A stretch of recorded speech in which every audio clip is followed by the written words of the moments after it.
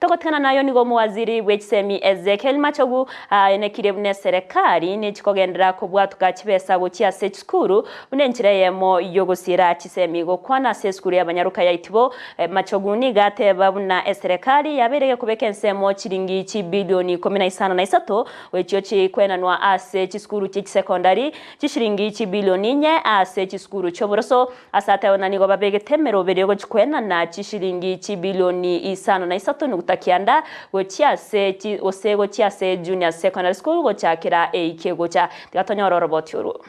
Priority that the Kenya Kwanza government has given is mother's education,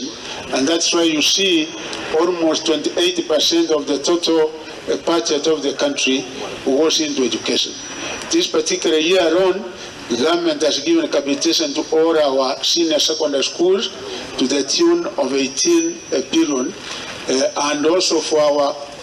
primary school section, we have given a total of 4 billion. The only section which we are also in the process of giving out funds this particular week and next week is junior secondary schools, where we are supposed to give